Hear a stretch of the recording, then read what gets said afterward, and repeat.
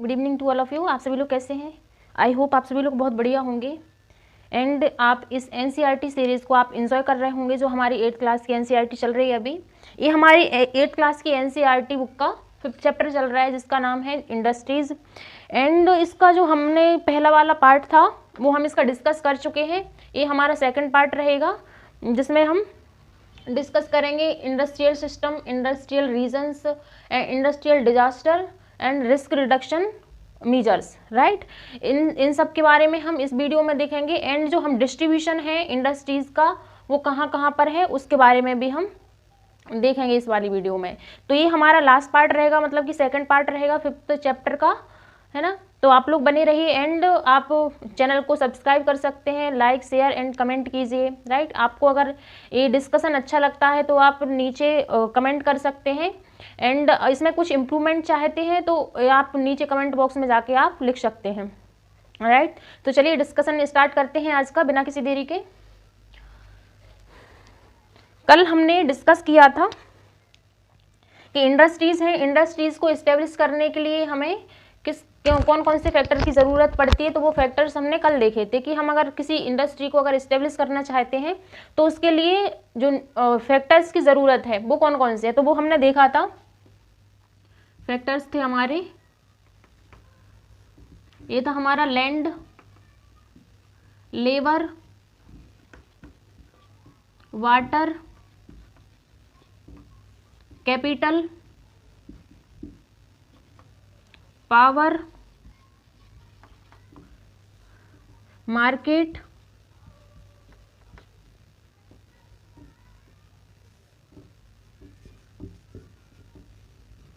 Technology, communication,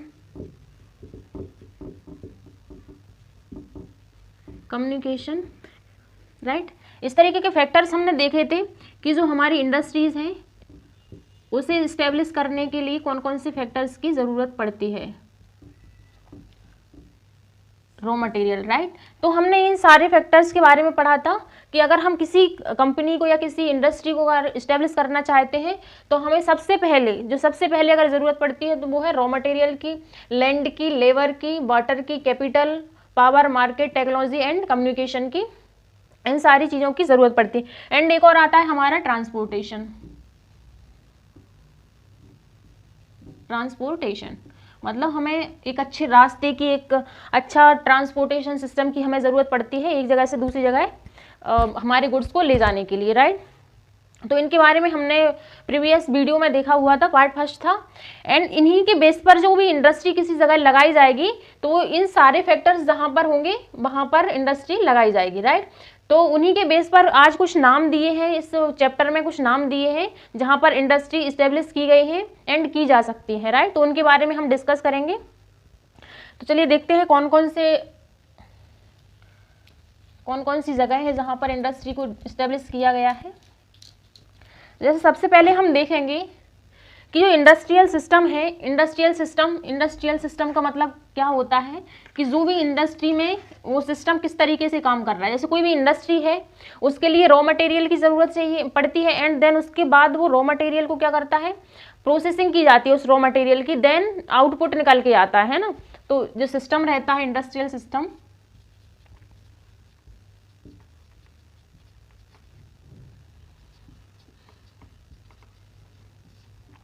industrial system में सबसे पहले इनपुट की ज़रूरत पड़ती है। इनपुट में हमने देखा था जैसे कि इनपुट में आएगी हमारी labour, land, raw material,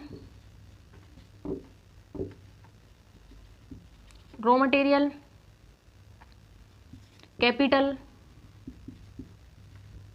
machinery,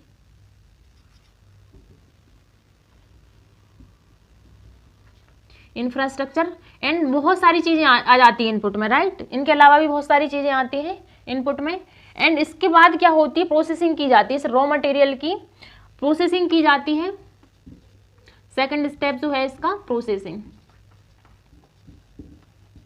processing में लाइक जैसे कि हमारा हो जाता है, अगर हम अपने टेक्सटाइल इंडस्ट्रीज को देखें तो वहाँ पे हो जाता है स्पिनिंग, स्पिनिंग, वीविंग, डाइंग, इस तरीके की प्रोसेस रहती है जी। हमने जैसे टेक्सटाइल इंडस्ट्री में हम देखेंगे, टेक्सटाइल इंडस्ट्री मतलब कि जो कपड़े बनाने वाली इंडस्ट्री रहती है, तो उसमें हम देखते हैं कि जो रॉ मटेरियल होता है, रॉ मटेरियल होता है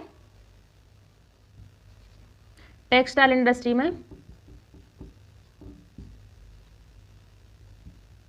टेक्सटाइल इंडस्ट्री का हम एग्जांपल देखें ये प्रोसेस को समझने के लिए, तो इसमें जो रॉ मटेरियल रहेगा, रॉ मटेरियल रहता है इसमें, जैसे कॉटन ले लें, कोई भी कॉटन है, कॉटन वगैरह, कॉटन या हम कोई दूसरा प्रोडक्ट ले सकते हैं जिससे कि हम धागा बना सकते हैं। तो इसमें कॉटन लेंगे, कॉटन की फिर बाद में कॉटन को क्या करेंगे, रॉ मटेरियल को क्या करेंगे बाद में हम, ये रॉ मटेरियल हो गया, तो ये हो गया इसका इनपुट। इस रॉ मटेरियल की प्रोसेसिंग की जाएगी, ये रॉ मटेरियल की प्रोसेसिंग करेंगे, मतलब इसमें क्या करेंगे हम, स्पिनिंग करेंगे, मतलब जो कॉटन है, जो रॉ कॉटन है उसको हम धागे में कन्वर्ट करेंगे, धागे में कन्वर्ट करने के बाद उसे वीविंग करेंगे, वीविंग मतलब उसे बुनना, कपड़ा बुनना, राइट। जब कपड़ा बुन जाएगा तो फिर हम क्या करेंगे, उस कपड़े पर कलर करेंगे, डाई करेंगे, है ना, कलर करेंगे। देन कलर करने के बाद हम क्या करेंगे, उसे प्रिंट करेंगे, डिजाइन बनाएंगे उस पर। एंड देन इन सब चीजों के बाद वीविंग एंड बहुत सारी जो प्रोसेस रहती है वो सारी करके फिर हम क्या करते हैं, लास्ट में जो आउटपुट निकलता है, जो आउटपुट रहता है वो एक हमारी शर्ट आ जाती है, हम जिसे हम शर्ट बोल देते हैं कि हमारी जो कॉटन की है वो शर्ट आ गई। तो इस तरीके से जो इनपुट हुआ, इनपुट में हमने कॉटन लिया, है ना, एंड बहुत सारी चीज़ें ली जैसे कि मशीनरी, कैपिटल, रॉ मटेरियल, ये लगता है। देन प्रोसेसिंग में हमने स्पिनिंग की, वीविंग की एंड डाइंग, डिज़ाइन वगैरह वो सब किया। देन आउटपुट निकल के आया कि जो पूरी तरीके से तैयार हुई शर्ट, तो ये पूरा आउटपुट निकल के आया। तो ये होता है इसका लास्ट जो स्टेज रहती है वो रहती है आउटपुट, राइट। तो आउटपुट में हमारी यहाँ पे आ जाएगी एक शर्ट। तो इस तरीके से जो हमारा इंडस्ट्रियल सिस्टम है इस तरीके से वर्क करता है कि इसमें इनपुट जाता है, इनपुट लगता है, देन प्रोसेसिंग की जाती है, एंड फिर जो आउटपुट निकल के आता है कि जो हमारा फिनिश्ड गुड, कि हम उसे अब जो ऐसा जो बन गया है, ऐसा गुड बन गया है जिसको हम यूज कर सकते हैं, राइट। तो ये रहता है हमारा इंडस्ट्रियल सिस्टम। हमने एग्जाम्पल के थ्रू समझा कि जो हम अगर कॉटन लेंगे, कॉटन से हम शर्ट कैसे बना सकते हैं, है ना, जो कॉटन से शर्ट बनाते हैं, इसकी हमने 3 स्टेजेस देखी इंडस्ट्रियल सिस्टम को समझने के लिए। आई होप आप लोगों को समझ आया होगा। अब हम देखेंगे कि इंडस्ट्रियल रीजन्स कौन कौन से हैं। तो इंडस्ट्रियल रीजन हम अगर आज की डेट में देखेंगे तो हर जगह इंडस्ट्रीज हमें देखने को मिल जाती हैं, दुनिया के हर कोने में हमें इंडस्ट्रीज देखने को मिल जाती हैं। वो सबसे ज़्यादा हम अगर देखेंगे तो जो हमारी यूरोपियन कंट्रीज़ है एंड नॉर्थ अमेरिका की जो कंट्री है ना, और जो हमारे एशिया में जैसे हमारा चाइना है एंड हमारा इंडिया है। इंडिया में भी हर बहुत सारी जगह इंडस्ट्रीज डेवलप की गई हैं, जैसे कि इंडिया में देखेंगे तो हमारा बेंगलोर एंड तमिलनाडु है। बेंगलोर एंड तमिलनाडु वाले रीजन में हमने इंडस्ट्रीज इस्टेब्लिश किए। तो हुगली रीजन है हमारा, जो वेस्ट बंगाल वाला रीजन, वहाँ पर इंडस्ट्री डेवलप की है। अहमदाबाद, बड़ौदा वाला जो हमारा गुजरात का रीजन है, अहमदाबाद एंड बड़ौदा, वहाँ पर इंडस्ट्री डेवलप की है। छोटा नागपुर जो आता है उस वाले रीजन में है। विशाखापट्टनम एंड गुंटूर आंध्र प्रदेश वाले रीजन में फैक्ट्रीज हैं। एंड गुड़गांव, दिल्ली, मेरठ ये इंडस्ट्रियल एरिया है। एंड कोल्लम, तिरुवनंतपुरम, यहाँ पर भी इंडस्ट्रीज बहुत घनी देखने को मिल जाती हैं, जिन्हें हम बोल सकते हैं कि हमारे कंट्री के इंडस्ट्रियल रीजन्स है, राइट। एंड हमने जो इंडस्ट्रीज लगाई है तो यहाँ पर क्या होता है कि यहाँ पर ये फैक्ट आया है, आया है समझने के लिए, अगर कोई इंडस्ट्री अगर हम लगाते हैं तो वहाँ पर बहुत सारी रिस्क हो सकती हैं। जैसे कि हमने देखा था कि जो 1984 में भोपाल गैस त्रासदी हुई थी, जिसमें मिथाइल आइसोसाइनाइड गैस रिलीज हुई थी, जो वहाँ की जो कंपनी थी यूनियन कार्बाइड फैक्ट्री थी उसमें से, जिसकी वजह से वहाँ पर लाखों मतलब हज़ारों लोगों की संख्या में वहाँ पर डेथ हुई थी। तो इस तरीके की घटनाएं इंडस्ट्रियल एरिया में देखने को मिल जाती हैं, राइट। एंड इन रिस्क को रिडक्शन करने के लिए हम क्या कर सकते हैं कि जो डेंसली पॉपुलेटेड एरिया जहाँ पे ज़्यादा लोग रहते हैं वहाँ से हम लोगों को मतलब वहाँ पर डेंसली पॉपुलेटेड एरिया में कभी हमें इंडस्ट्री नहीं लगानी चाहिए। एंड अवेयर करना चाहिए, अगर वहाँ पर लोग हैं, काम करने वाले हैं, आसपास लोग रहते हैं तो उन्हें अवेयर करना चाहिए। जैसे फायर वार्निंग, जैसे अगर कहीं पे आग लग जाती है उस रीजन में, तो फायर का जो सिस्टम है, आग बुझाने का सिस्टम है, उसे स्ट्रॉन्ग रखना चाहिए, उसे इम्प्रूव करना चाहिए। एंड जो स्टोरेज कैपेसिटी है टॉक्सिन की, अगर कोई टॉक्सिन कोई हम सब्सटेंस रखे हुए हैं तो उसकी स्टोरेज कैपेसिटी को लिमिट में रखना चाहिए, नहीं कि बहुत सारे टॉक्सिन हमने वहाँ पर इकट्ठे करके रख लिए। और इंडस्ट्रियल एरिया में पॉल्यूशन बहुत होता है, बहुत ज़्यादा पॉल्यूशन होता है, उसको हमें रिड्यूस करने की जो टेक्नोलॉजी है वो हमें डेवलप करनी चाहिए, जिससे कि पॉल्यूशन कम से कम हो सके, राइट। तो एंड ये था हमारा कि जो हम जो रिस्क रिडक्शन मेजर्स हमें कौन कौन से लेने चाहिए। तो यहाँ से भी एक अच्छा क्वेश्चन बन सकता है। तो ये हमने देखा। एंड हम देखेंगे कि डिस्ट्रीब्यूशन ऑफ जो इंडस्ट्रीज है वो कौन कौन से एरिया में, वो रीजन्स के बारे में हम डिटेल में डिस्कस करते हैं, राइट। तो आप लोग देखिए,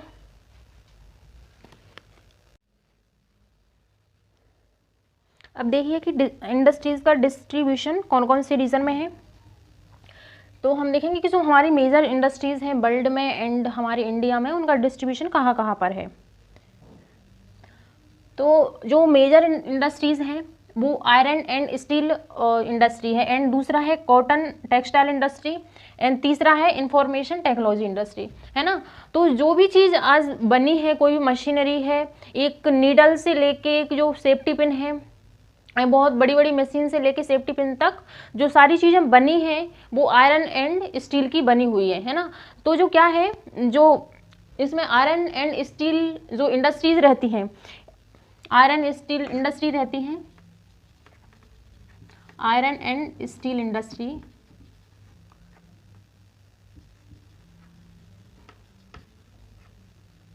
इनमें जो रॉ मटेरियल यूज किया जाता है वो रहता है आयरन ओर। जो रॉ मटेरियल रहता है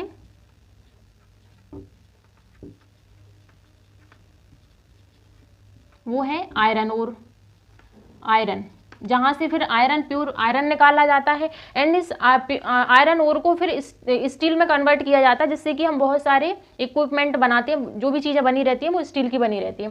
ये आयरन ओर रहता है, एक सॉलिड रहता है, देन इसे लिक्विड में कन्वर्ट किया जाता है ना। एंड ये लिक्विड के बाद फिर जो स्टील में कन्वर्ट किया जाता है, बहुत सारी प्रोसेस होती है इंडस्ट्री में, उसके बाद इसे स्टील में कन्वर्ट किया जाता है, जो कि हार्ड रहती है। स्टील हार्ड रहती है ना, जो कि आसानी से मतलब मुड़ जाती है, एंड हार्ड भी रहती है। इसके यूज़ के अकॉर्डिंग उसे हार्ड में कन्वर्ट करना है या थोड़ा सा लूज रखना है, उसे कन्वर्ट किया जाता है। तो इसमें जो स्टील, आयरन एंड स्टील जो इंडस्ट्रीज रहती हैं, इनमें जो रॉ मटेरियल रहता है वो आयरन ओर रहता है ना। एंड इसमें जो प्रोसेसिंग की जाती है ना, इस तरीके से कोई वो बनाते हैं फर्नेस टाइप का, जिसमें क्या किया जाता है, जो आयरन ओर लाके इसमें डाल दिया जाता है, एंड इसका जो टेम्परेचर है वो बहुत हाई किया जाता है, टेम्परेचर हाई रहता है। फिर ये क्या रहता है कि जो आयरन है वो नीचे बैठ जाता है, एंड जो इसका जो कुछ ऐसा पार्ट है जो कि रिमूव करना है वो इसके ऊपर से निकाल लेते हैं, एंड आयरन को निकाल लेते हैं। प्योर आयरन रहता है उसे निकाल लेते हैं, है ना। इस तरीके से इसको बहुत ज़्यादा हाई टेम्परेचर पर गर्म किया जाता है, एंड प्योर आयरन को निकाल लेते हैं। इस तरीके से इसमें प्रोसेस की जाती है। इसके बाद जो आयरन ओर से आयरन में कन्वर्ट हुआ, देन इसको और भी प्रोसेस करके इसे क्या बोलते हैं, एक स्टील मतलब स्टील प्रिपेयर की जाती है, जिससे कि हम इक्विपमेंट बना लेते हैं, है ना। तो ये सारी चीज़ें आयरन एंड स्टील इंडस्ट्री के लिए ज़रूरत रहती है ना। और ये उस एरिया में लगाई जाती है जहाँ पर इनको चीप लेबर मिल सके, काम करने के लिए लोग मिल सके, पानी, इलेक्ट्रिसिटी, पावर, ट्रांसपोर्टेशन, है ना। एंड बहुत सारी चीज़ें जो भी ज़रूरी है, जैसे कम्युनिकेशन टेक्नोलॉजी, बहुत सारी ये सारी चीज़ें मिल जाती हैं वहाँ पर, वहीं पे ये आयरन एंड स्टील इंडस्ट्री को इस्टेब्लिश कर दिया जाता है। ये हमने कौन कौन सी चीज़ें रिक्वायर्ड रहती है इंडस्ट्री को इस्टेब्लिश करने के लिए, ये हमने पहले वाली वीडियो में देखा, एंड जो वीडियो की स्टार्टिंग में भी हमने इनके बारे में डिस्कस कर लिया था, राइट। तो कुछ आयरन एंड स्टील इंडस्ट्री है वो हमारी कंट्री में देखेंगे तो वो हमारा ये भिलाई वाला रीजन है, भिलाई, दुर्गापुर में। ये कुछ नाम है जगहों के जहाँ पर आयरन एंड स्टील इंडस्ट्री को इस्टेब्लिश किया गया है। बुरहानपुर एंड जमशेदपुर, ये वाला जो जमशेदपुर वाला रीजन है, ये हमारा ये आता है हमारा झारखंड वाले रीजन में। तो ये बहुत ही ज़्यादा इम्पोर्टेंट है। राउरकेला है, बोकारो है ना। जो जमशेदपुर है, जमशेदपुर एरिया है हमारे झारखंड में, वो उसे सबसे पहले सक्ची नाम से जाना जाता है, बाद में इसका नाम जमशेदपुर कर दिया, राइट। एंड यहाँ पर जो कंपनी सबसे पहले इस्टेब्लिश की गई थी वो थी टिस्को कंपनी थी, जो कि 1907 में iron and steel industry establish की गई थी, है ना। इसका पूरा नाम था Tata iron and steel company limited, है ना। ये पूरा नाम था इस टिस्को का। एंड ये जो कंपनी है, ये सुवर्ण रेखा जो रिवर वहाँ से निकलती है, एंड खरकाई, ये 2 रिवर के नाम है जहाँ पर ये कंपनी को इस्टेब्लिश किया गया था। तो आप लोग याद रख सकते हैं कि जो टिस्को कंपनी है, आयरन एंड स्टील कंपनी, ये कौन सी नदी के किनारे है, ये सुवर्ण रेखा नदी के पास में है। यहाँ पर ये कंपनी है, इसको आसपास का जैसे वेस्ट बंगाल है, कोलकाता है, ये इसके लिए मार्केट मिल जाते हैं। एंड यहाँ पर cheap labour and raw material आसानी से मिल जाता है। एंड यहाँ पर जो यहाँ का जो रीजन है, यहाँ पर कोल के डिपोजिट बहुत ज़्यादा पाए जाते हैं, जो कि इंडस्ट्री में कोल यूज़ किया जाता है, उससे पावर जनरेट की जाती है, वो इस रीजन में वहाँ पर पावर आसानी से मिल जाती है। इसलिए इंडस्ट्री को इस्टेब्लिश करने के लिए वहाँ पर सारी चीज़ें उपलब्ध हैं, जिसकी वजह से वहाँ पर कंपनी को इस्टेब्लिश किया गया है, राइट। एक दूसरा रीजन है पिट्सबर्ग है एक USA, United state of America, ये हमारा नॉर्थ अमेरिका में है, ये कंट्री का नाम है यूएसए। वहाँ पर एक रीजन का नाम है पिट्सबर्ग, वहाँ पर आयरन एंड स्टील कंपनी को इस्टेब्लिश किया गया है। और जो माइन है जहाँ से आयरन ओर आता है, उसका नाम है मिनेसोटा नाम है उस माइन का। एंड जो रिवर है ओहियो, द मोनोघेला एंड द अलेघेनी, ये रिवर्स के नाम आप याद रख सकते हैं कि जो पिट्सबर्ग है जहाँ पर iron and steel company establish की गई है, वहाँ पर रिवर्स कौन कौन से, ये 3 रिवर वहाँ पर है, जिसकी वजह से वहाँ पर पानी की अवेलेबिलिटी आसानी से हो जाती है। तो और यहाँ पर मार्केट भी आसानी से मिल जाता है, हमारा जो यूएसए वाला पार्ट है ना। तो ये थी हमारी iron and steel industries. And दूसरा हमारा कॉटन एंड टेक्सटाइल इंडस्ट्रीज रहती है। कॉटन एंड टेक्सटाइल इंडस्ट्री वो रहती है जिसमें रॉ मटेरियल के रूप में कॉटन यूज़ किया जाता है। कॉटन है, वुल है ना, सिल्क है, ये बहुत सारे ऐसे चीज़ें यूज़ की जाती है जिससे हम धागा बनाते हैं। धागा बनाने के बाद हम क्या करते हैं, जो इंडस्ट्री में क्या किया जाता है, इनकी वीविंग की जाती है, कपड़ा बनाया जाता है, उनकी डिज़ाइनिंग होती है, कलरिंग होती है, उसके बाद फिर इससे फिनिश्ड गुड जो कि हम क्लोथ बन जाता है, तो इन्हें हम बोलते हैं कॉटन टेक्सटाइल इंडस्ट्री। तो सबसे पहले जो कॉटन टेक्सटाइल इंडस्ट्री जो अच्छे तरीके से लगाई गई थी टेक्नोलॉजी डेवलप करने के बाद, वो थी मुंबई में, 1854 में लगाई गई थी मुंबई में। एंड क्या बोलते हैं, अहमदाबाद में जो कंपनी इंडस्ट्री लगाई गई थी वो थी साबरमती रिवर के पास में। 1859 में अहमदाबाद में cotton and textile industry establish की गई थी, है ना। और अहमदाबाद को ही हम मैनचेस्टर ऑफ इंडिया बोलते हैं, है ना। अहमदाबाद को हम मैनचेस्टर ऑफ इंडिया भी बोलते हैं। तो जो कॉटन एंड टेक्सटाइल के लिए हमें अपनी इंडिया में जो जगहों के नाम रखने हैं वो है, एक तो मुंबई, दूसरा अहमदाबाद। ये 2 इंपॉर्टेंट रीजन है। एंड यहाँ पर जो इंडस्ट्री इस्टेब्लिश की गई थी उनकी डेट 1854 मुंबई में, एंड अहमदाबाद में 1859, है ना। एंड देखेंगे जो एक ओसाका एक रीजन है जापान एक कंट्री है, जापान में ओसाका एक रीजन है जहां पर कॉटन टेक्सटाइल इंडस्ट्री को इस्टेब्लिश किया गया था। एंड ये ओसाका है, ये योडो रिवर के पास में है ना। यहाँ पर ये जो ओसाका है, यहाँ से इसको जो रॉ मटेरियल मिलता है वो हमारे इंडिया से मिलता है, यूएसए से आता है, इजिप्ट से आता है। जो भी रॉ मटेरियल जैसे कॉटन वगैरह जो लगता है ना रॉ मटेरियल के रूप में, वो उसे हमारी कंट्री से भी जाता है एंड अदर कंट्री से भी वो इंपोर्ट करता है ओसाका, राइट। तो ये थी हमारी कॉटन एंड टेक्सटाइल इंडस्ट्रीज हमारे इंडिया में। एंड अदर कंट्री में जो भी मेन रीजन है उनके बारे में हमने डिस्कस किया। एंड एक और जो इंडस्ट्रीज है जो जिसका नाम है इंफॉर्मेशन टेक्नोलॉजी।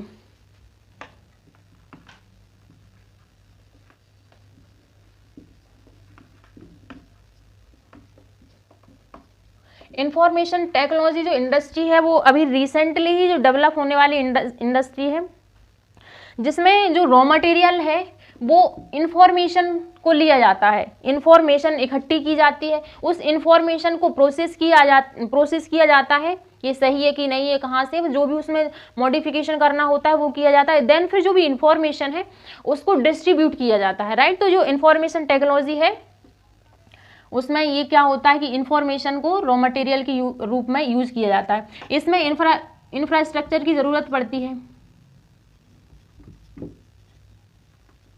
इसमें इंफ्रास्ट्रक्चर की ज़रूरत पड़ती है ना, जो भी इसके लिए इंफ्रास्ट्रक्चर लगता है उसकी ज़रूरत पड़ती है। एंड हमारे इंडिया में आईटी जो हब है, आईटी हब है वो है सिलिकॉन वैली, सिलिकॉन वैली। ये हमारा बेंगलोर में, बेंगलोर को ही हम सिलिकॉन वैली बोलते हैं। ये सिलिकॉन वैली है, ये तो यूएसए में है, नॉर्थ अमेरिका में एक जगह है,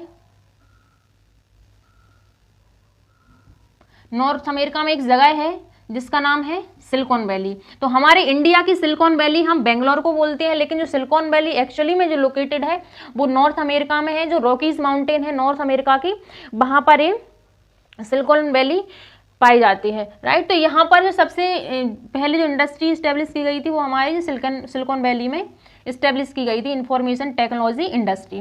तो ये थे जो इंडस्ट्रियल एरिया वर्ल्ड के एंड हमारी कंट्री के। तो हमारी कंट्री में पहले तो बेंगलोर ही है, देन इसके बाद अब आईटी इंडस्ट्री बहुत सारे रीजन्स में इस्टेब्लिश करते जा रहे हैं हम लोग, क्योंकि ये रिसेंटली डेवलप्ड इंडस्ट्रीज़ हैं और इस इंडस्ट्री की ज़रूरत भी है आज के ज़माने में, है ना। तो ये था हमारा इंडस्ट्री वाला पूरा चैप्टर जो कि ख़त्म हो गया। आई होप आप लोगों को ये अच्छे से समझ आया होगा कि जो हमने इंडस्ट्री डेवलप की है वो समझी हैं, वो है iron and steel industry, cotton textile industry and information technology industries. In industries के बारे में हमने पढ़ा, है ना, कहाँ कहाँ पर इंडस्ट्रीज पाई जाती हैं। तो इस चैप्टर में इतना ही था, है ना। आई होप आप लोगों को ये चैप्टर समझ आया होगा, ये टॉपिक समझ आए होंगे। एंड आप लोग कमेंट करके बताइए कि आपको ये डिस्कशन कैसा लगा। एंड आप वीडियो को, इस सेशन को आप like, share, comment and subscribe कर सकते हैं चैनल को। एंड ज़्यादा से ज़्यादा आप लोग इस चैनल को शेयर कीजिए, राइट। एंड इसी तरीके से सपोर्ट बनाए रखिए। तो आज के लिए इतना ही, मिलते हैं नेक्स्ट लेक्चर में, नेक्स्ट चैप्टर में, जो कि अब होगा हमारा ज्योग्राफी का 8th क्लास के एनसीईआरटी का लास्ट चैप्टर, 6th चैप्टर, जिसका नाम है ह्यूमन रिसोर्सेज। ह्यूमन रिसोर्सेज वाले चैप्टर में हम आपसे मिलेंगे। तो सुनने के लिए thank you to all of you.